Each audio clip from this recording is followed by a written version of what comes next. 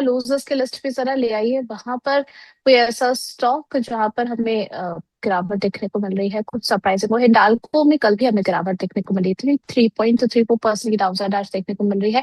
JSW steel आज metal ज्यादा दबाव में नजर आ रहा है, 1.35% की डाउनसाइड यहाँ पर देखने को मिल रही है। एक्सिस बैंक देख लीजिए, यहाँ पर भी ऑलमोस्ट 1% की गिरावट है। आयशा मोटर्स में आज 0.96% की गिरावट देखने को मिल रही है। एंड टीएमपी भी देख लीजिए, 0.92% की डाउनसाइड यहाँ पर भी देखने को मिल रही है। सर मेटल स्पेस में जिस तरीके का हमें दबाव देखने को मिल रहा है, आपको लग रहा है कि अभी मेटल स्पेस से थोड़ी सी दूरी बना करके रखनी चाहिए, या फिर इन्वेस्टमेंट पर्पज से कोई ऐसे स्टॉक स्पेसिफिक नाम है जहां पर अभी भी अपॉर्चुनिटी आप देख रहे हैं?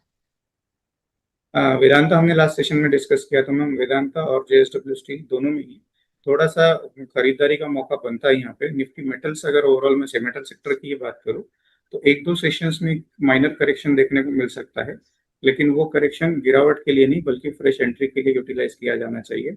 तो hmm. Metals are the perfect buy on dip structure currently.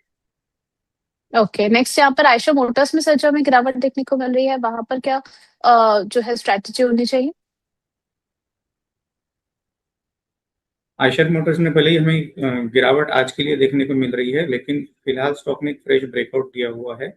तो आने वाले कुछ सेशन में ये 8,000 तक के लेवल शो कर सकता है। फिलहाल 7,570 के लेवल्स पे चल रहा है। तो यहाँ पे खरीदारी बनती है with strict stop loss of 7,400।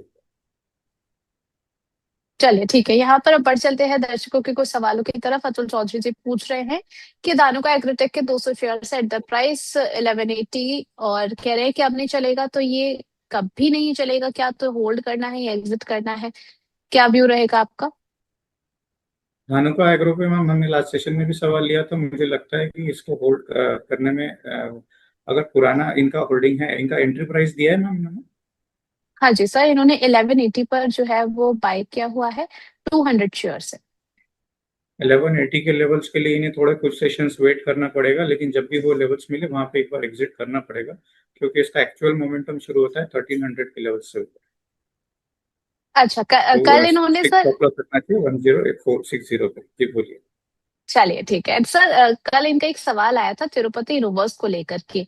अब हुआ क्या कि इन्होंने कल कह रहे थे कि गलती से ये जो है पोर्टफोलियो में ऐड हो चुका है, अच्छी क्वांटिटी में इन्होंने ऐड किया है। आज भी अगर हम देखें, this is a second day जब यहाँ पर बढ़त हमें देखने को मिल रही है, ऑलमोस्ट 5% ऊपर है। जानना चाह रहे हैं कि क्या 12 तक पहुंच पाएगा तिरुपति। तिरुपति इनोवर्स, INNOVAR?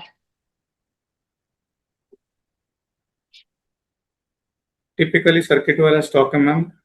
भले ही इन्होंने क्वांटिटी में लिया है, गेन्स में है, तो प्रॉफिट्स बुक करना चाहिए, क्योंकि ऐसे स्टॉक में जब लोअर सर्किट लगना शुरू होते हैं तो एग्जिट का मौके भी नहीं देते। तो हम्म। ऐड तो करने की सलाह नहीं रहेगी, लेकिन आज या कल में जब भी इनको कंफर्टेबल लगे अपने लेवल्स देखकर प्रॉफिट बुक कर लेना चाहिए। चलिए ठीक है, सालमी जी का क्वेश्चन आया है सर IRFC को लेकर कि 96 पर इन्होंने बाय किया हुआ है, होल्ड करना चाहिए इन्हें या फिर एग्जिट करना चाहिए IRFC में? आईआरएफसी बॉटम आउट हो रहा है मैम, 98 लेवल्स पे चल रहा है। आईआरएफसी को इन्होंने होल्ड करना चाहिए 92 के स्टॉप लॉस के साथ। इसमें टारगेट्स 112 तक के बनते हैं। तो आईआरएफसी को होल्ड करना चाहिए। इनफैक्ट कोई लोग फ्रेश एंट्री के लिए भी देख रहे होंगे तो 98 के आसपास एंट्री हो सकती है। Okay, next sir REC limited, इसका स्ट्रक्चर आपको कैसा लग रहा है? 365 पर इन्होंने खरीदारी कर रखी है, 355 पर चल रहा है, क्या इनको और क्वांटिटी यहाँ से ऐड करनी चाहिए? क्वांटिटी ऐड करने की तो सलाह मैं फिलहाल नहीं दूंगा, क्योंकि जब तक ये कन्विंसिंगली 370 से ऊपर क्लोज नहीं हो जाता। एक बार हम्म। 370 से ऊपर क्लोज हो जाए तो 390 तक के टारगेट्स हमको इसमें देखने को मिल सकते हैं। स्टॉप लॉस रहना चाहिए 350।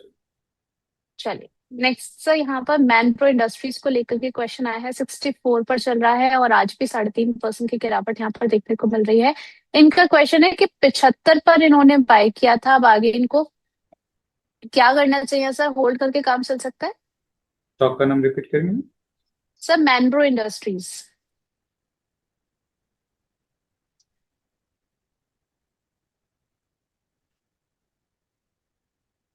मैन ब्रो 64 के लेवल्स पे चल रहा है करंटली। जी। इसमें कोई पोजीशन फ्रेश एंट्री तो नहीं बनती है, लेकिन अगर इनके पास है तो इन्होंने 62 के स्टॉप लॉस के साथ होल्ड करना है। और अब ऊपर में अगर 74 75 के लेवल्स मिलते हैं तो टेम्पररी एग्जिट ले लेना है, क्योंकि सर्किट वाला स्टॉक है, अगर लोअर सर्किट बनाता है तो फिर एग्जिट मुश्किल हो जाएगा।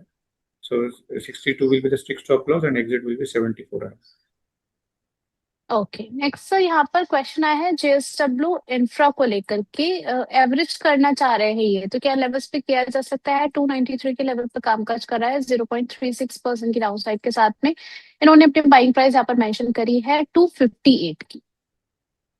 258 इन्हें बहुत अच्छे वैल्यूएशन पे मिला है, 293 में और ऐड किया जा सकता है with strict stop loss of 290। जो आज फ्रेश ऐड करेंगे 289 के आसपास इन्होंने स्टॉप लॉस रखना है फ्रेश एडिशन के वक्त, और टारगेट्स रहेंगे 310 रुपये 312 रुपये तक के। अच्छा, संदेश सर आपकी रिकमेंडेशन में केएसबी रहा है क्या? केएसबी जी केएसबी तो नहीं रहा है, लेकिन इसका चार्ट स्ट्रक्चर काफी अट्रैक्टिव है।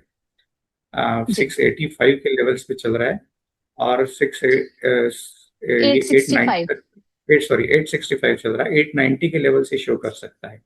890 से 920 तक के आने वाले कुछ सेशंस में ही ये लेवल शो कर सकता है, और यहाँ पे स्टॉप लॉस रहेगा 845।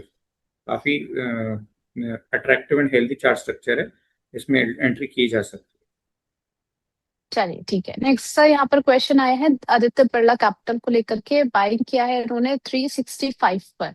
आगे की क्या स्ट्रैटेजी होनी चाहिए आदित्य बिरला में? एबी तीन कैपिटल सौ 372। बहत्तर से एबी चल रहा है जी। जी 372 के लेवल पे फिलहाल चल रहा है, जिसमें स्टॉप लॉस इन्होंने रखना है 352 रुपीज।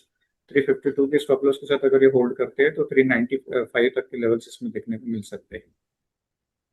हम्म, चलिए ठीक है। यहाँ पर पीएफसी, इसमें क्या किया जाए सर? 435 पर इन्होंने खरीद रखा है और 427 चल रहा है, और काफी लंबे समय से जो काउंटर है उसने परेशान किया है अपने इन्वेस्टर्स को। क्या किया जाए, अभी बने रहे इसमें? नहीं, क्योंकि फिलहाल चार्ट में कोई रिकवरी फिलहाल शो नहीं होती है, तो एक 427 के आसपास चल रहा है। अगर हो सके तो एग्जिट करने में समझदारी रहेगी स्टॉक में, क्योंकि रिकवरी का कोई स्कोप फिलहाल टेक्निकली तो दिखाई नहीं देता है। हम्म, ठीक है। टाटा केमिकल सर 780 पर इन्होंने खरीदा है, सात सौ टाटा तीस आ केमिकल चुका है। जी, टाटा केमिकल 780 पे लिया है इन्होंने, 730 रुपये चल रहा है, काफी लॉस में चल रहा है अभी। लेकिन फंडामेंटली स्टॉक स्ट्रांग है, इसलिए होल्ड किया जा सकता है। अगर होल्डिंग कैपेसिटी है तो इसे होल्ड करना चाहिए, लेकिन स्ट्रिक्ट स्टॉप लॉस रखना चाहिए 690 का। 690 से अगर नीचे किसी भी दिन आता है तो वहां पे ज्यादा हम्म इमोशनली ना होते हुए एग्जिट ले लेना है स्टॉक को। हम्म, तीन उन्होंने स्टॉक के नाम लिखे हुए हैं, तीनों में ही जो है घाटा फेस कर रहे हैं। नेक्स्ट यहाँ पर इंडियन बैंक है सर, 852 पर चल रहा है, इनकी बाइंग प्राइस है 868 की, काफी ऊपर के लेवल पर इन्होंने खरीदारी की हुई है। यहाँ पर क्या बने रहना ठीक रहेगा, निकल जाए? रेजिस्टेंस पे इन्होंने खरीदारी कर ली बेसिकली मैम, 870 880 के लेवल्स के ऊपर अगर ये क्लोज करता है तभी स्टॉक में एक्सपेक्टेशन है रिकवरी के। ओवरऑल फंडामेंटली स्टॉक काफी अच्छा है, तो अगर होल्डिंग कैपेसिटी है, लंबे समय के लिए होल्ड कर सकते हैं तो बिल्कुल करना चाहिए। अगर हम्म ये ट्रेडर्स पर्सपेक्टिव से देख रहे हैं तो करंट लेवल्स पे एग्जिट करने में समझदारी रहेगी। विनीता जी कह रही है कि इन्होंने सर अपना प्रॉफिट बुक किया है एबीडीएल में, स्किपर्स में और तेजस नेटवर्क में, तो आगे के लिए री एंट्री लेवल्स यहाँ पर क्या होने चाहिए, और एक्युमुलेटिंग रेंज क्या रहेगी? जी, एबीडीएल में इन्होंने प्रॉफिट बुक किया है, लेकिन 630 के आसपास 632 के आसपास फिलहाल स्टॉक चल रहा है, और वहां पे री एंट्री बनती है स्टॉक में with strict stop loss of 610 रुपये। तो हम्म 632 के आसपास अगर एंट्री करते हैं तो 665 675 इन लेवल्स पे इसमें भी एंट्री की जा सकती है। उसके अलावा हमने आज पीजीएल और केपीएस डिस्कस किया है, उन स्टॉक्स को भी ये देख सकती है ट्रेडर्स पर्सपेक्टिव।